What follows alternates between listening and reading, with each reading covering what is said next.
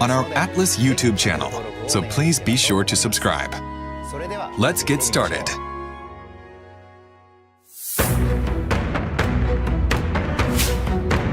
First, let's review the battle system introduced in the previous livestream. Metaphor features a turn-based and action-oriented battle system where enemies of lower rank are defeated through real-time action, allowing you to proceed at a quick pace. In this innovative battle system, against higher-ranked enemies, players can use the real-time action to enter turn-based combat with an advantage. Metaphor incorporates tactical planning through action into its established systems, along with a high degree of party composition freedom through job changes. Central to this approach are the game's new job types known as Archetypes, which players can equip to their protagonist. To prepare these archetypes for the protagonist, it's crucial to first introduce the facility known as the Akademeia. Now, where was I? In the early stages of the story, the protagonist gains access to a mysterious location called Akademeia. As you can see, it's a place adorned with a plethora of books, giving it the atmosphere of a sanctuary of knowledge. The individual in Akademeia has high hopes for the protagonist's awakened archetypes. I've been waiting. He is well versed in archetype knowledge and will lend his support to the protagonist's journey, helping him to awaken archetypes. Archetypes are managed in lineages such as this one, branching out as they are acquired during the journey.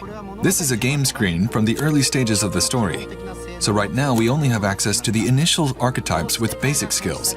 But once you're able to swap archetypes, the real game strategy begins. Details on how the protagonist comes to visit this place will be shared in detail in subsequent updates, so please look forward to it.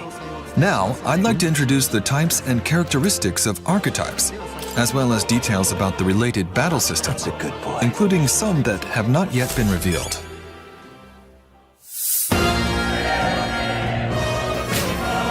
In the last live stream, we introduced the different types of archetypes, including some of the foundational ones. The versatile Seeker, who is a well-rounded archetype. The Mage, who can exploit the enemy's weak points with powerful magic. The Thief, skilled in abilities like robbery. The Brawler, who excels in physical attacks using their fists. In terms of other initial archetypes, we have the Warrior, who excels in sword attacks. The Knight, with outstanding defensive skills. The Healer, who specializes in recovery. The Commander, with skills related to formation and support. The Gunner, who can shoot from a distance. The Merchant, who can use money-related attacks. And the Faker, with tricky moves. As the game progresses, players can unlock evolved archetypes such as the Masked Dancer, whose skills and resistances can be freely changed with equipment. The Summoner, who is perceived as a highlight in job change games with its power to summon monsters. And the Berserker, who has tremendous destructive power. There are 14 basic archetype lineages, and when the variations of each archetype are added up, in total there are more than 40 archetypes available.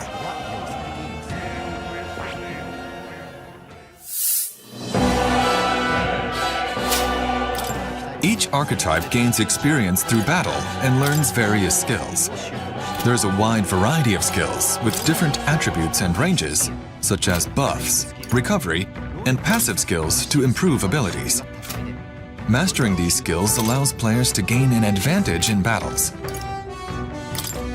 Furthermore, as archetypes evolve through growth, players can advance to higher tier archetypes. While the archetypes like the ones introduced earlier are unlocked as the base archetype of each lineage, progressing them through battle and strengthening bonds with supporters encountered on the journey is crucial. This system unlocks conditions for acquiring even more advanced archetypes, providing substantial depth in party development for players to enjoy and experience. For example, the Seeker, which first awakens for the protagonist, is a lineage in the Seeker category. And by deepening the bond with the supporter who controls this lineage, the character can evolve into the Magic Seeker, who wields powerful wind magic, as well as reinforcement support and passives, and then onto Soul Hacker, who has powerful magic such as additional MP recovery effects and penetration resistance. The Gunner, who can shoot from a distance, is a heroic figure in the ranged category and can evolve into Sniper, who is good at all target attacks, and then onto Dragoon, who can trigger attacks with various magical attributes by deepening the bond with the supporter who controls this lineage. Each archetype variation is uniquely crafted with dedicated artwork, and the appearance of each character changes based on the equipped archetype. So I think you will enjoy the work very much. This title was created with the cooperation of guest creators, including Koda Kazuma for the background concept art and Ikuto Yamashita for the Gauntlet Runner design. The archetype designs, boasting over 40 variations, are not only designed by Shigenori Soejima, who is in charge of character design for this title, but also by Yuji Himukai, the character designer for the Etrian Odyssey series, who is likely familiar to Atlas fans. The Etrian Odyssey series is a dungeon-crawling RPG based on creating characters from a large number of jobs and organizing them into parties. And the fact that we have incorporated the ideas of the creator who has consistently been in charge of the design of the series is not only impressive, but also an appropriate element for the 35th anniversary title of the Atlas brand. So please look forward to it as well.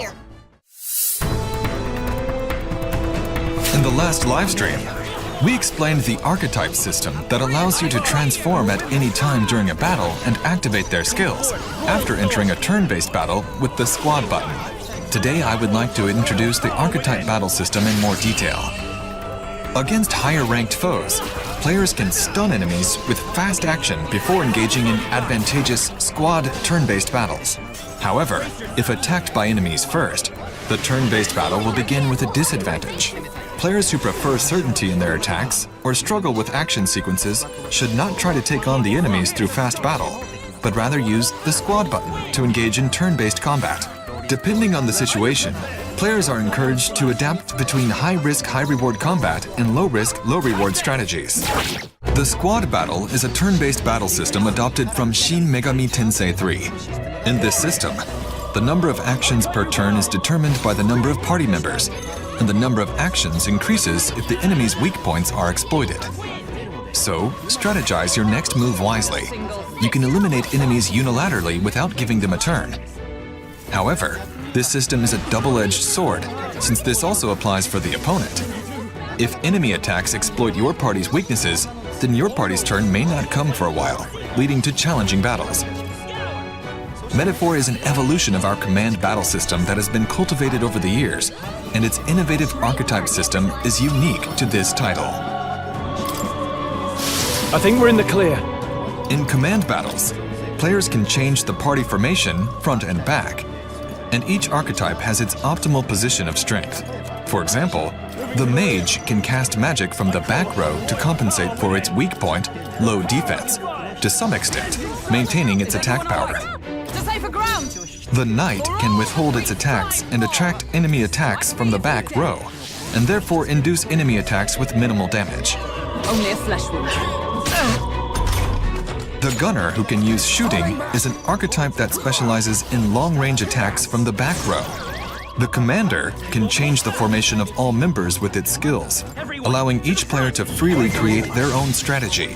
I shall fight as the noble I am. There is a special technique called synthesis that differs from normal skills. Synthesis, which means integration in psychological terms, is a system that allows archetypes to combine with other party members' archetypes. It can activate a special technique that is not available otherwise. To perform this skill, it consumes more than a normal action, as it consumes an additional action from your ally's turn as well. This technique is more powerful for that reason. For example, while a mage and healer can only target a single enemy with their attack, with the use of synthesis, the target can be changed to all enemies. The Seeker's main attack is wind magic. But by using synthesis, the Seeker can use attacks with attributes that are normally unavailable to it, such as light or strike. In addition, warriors are good at physical attacks. But if many of the same archetype are placed in a party, the attack characteristics will naturally be skewed. However, the special synthesis attack that can be unleashed by 3 warriors can do a surprising amount of damage even in the early stages of the game. This system is an important element of the strategy, and if used properly, It can eliminate the enemies all at once. Coordination is key. The activation conditions change depending on the combination of the party, so it is a fun element to try out different configurations and discover new synthesis combinations. Moreover, the development team has worked hard to ensure that the diverse range of archetypes remains engaging even in the later stages, allowing players to enjoy different compositions. We aimed for a balance to avoid a situation where players' party compositions become similar as the game progresses, or where only certain archetypes are used. When players change from one archetype to another, they can inherit the skills they have already mastered to the new archetype. I have a few skills. The command battle system not only includes action count strategies, but also formation tactics, special moves called synthesis, and a skill inheritance system, providing numerous ways to creatively configure archetype strategies in the party. While the party consists of 4 members initially, it can expand to 7 as the story progresses. All members can equip any of the 40+ archetypes, so we hope players enjoy developing their unique strategies. Use what I must.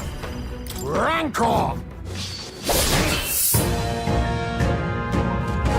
Now that we have explained how to use archetypes in command battles, let's discuss how archetypes' abilities come into play in other ways. Weapons change depending on which archetype is equipped, and this also affects the real-time action, fast combat that can be used before entering turn-based squad battles. For example, the Seeker's one-handed sword allows for quick, successive strikes to deal damage to enemies. Let's change the archetype of the protagonist to the unlocked warrior. You can change the archetype of your party members as well from each tree, but the fast action is a move specific for the protagonist, so we want you to try out not only the command battles, but also the strategic action. In the case of the warrior's great sword, its large swing delivers powerful blows, and while swinging it, the user is not susceptible to preemptive strikes from enemies. In the case of the mage's staff, the attack range extends not only forward, but also around the user, making it effective in situations where the player is surrounded by multiple enemies. It can wipe out many monsters when outnumbered and outclassed. Additionally, there are archetypes that can use ranged weapons. The Faker can throw knives, and the Gunner uses a crossbow, allowing attacks from a safe distance. Enemies roaming the field also have various characteristics and weaknesses. For instance, you might use a gunner with long-distance attack range to take down flying foes. However, if you choose the protagonist's archetype focusing mainly on fast action, he will fight with that archetype when you enter a squad battle. You cannot swap archetypes in a squad battle, so it's important to plan ahead of time. We hope that everyone will enjoy the fast and squad combat.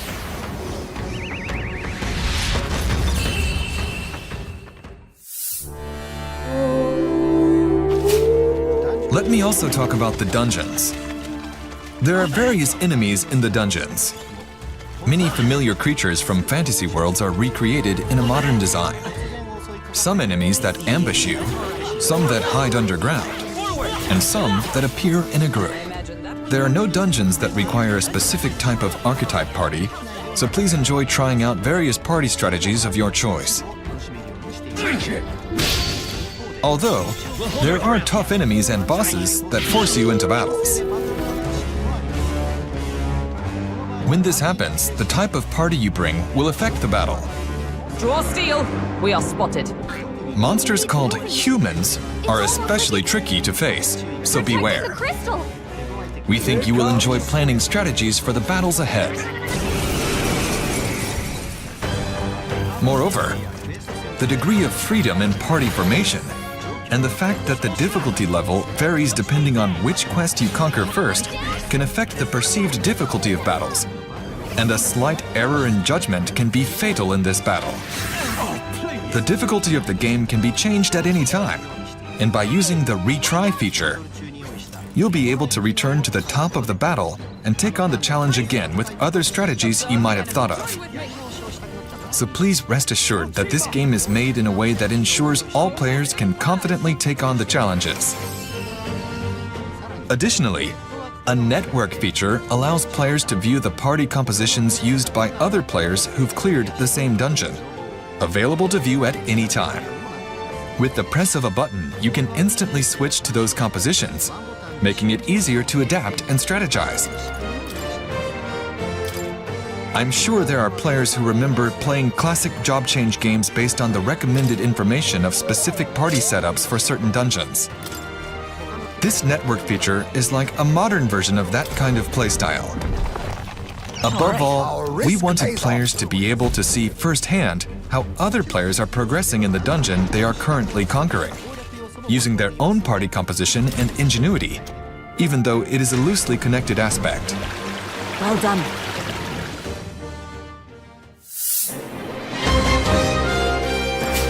So, what did you think? In this video, we have introduced the various types and uses of archetypes. We hope that even those who are unfamiliar with past Atlas titles will be able to easily enjoy this fantasy RPG based on its unique job system, which is a staple in fantasy RPGs. We've added various unique features into Metaphor, from the system and volume to its visuals, and we hope that you will enjoy this fantasy RPG. You think yourself equal? Metaphor is launching on October 11th, 2024, and is open for pre-orders. Starting today, you can also pre-order the digital version. If you are interested in Metaphor, please be sure to pre-order or add to your wish list. Those who pre-order will receive pre-order bonuses, including the Archetype EXP chest set and an Adventurer's Journey pack. Both in-game item sets are useful for battles and party development. They are great value DLCs that you can get just for pre-ordering, so please consider them. Metaphor will be available in both standard and special editions for physical and digital formats. The development team has come together to create a collector's edition that allows everyone to celebrate Atlas's 35th anniversary. The outer box is designed by Mr. Soejima, and the art book is truly gorgeous, including art from various guest artists. We hope you will have a copy on hand to enjoy. In the digital 35th anniversary history book, you will find a timeline of past titles, introductions to major titles, and a conversation with a very special guest talking about what makes RPGs so much fun to play. Additionally, this edition is filled with congratulatory comments from various creators in the industry.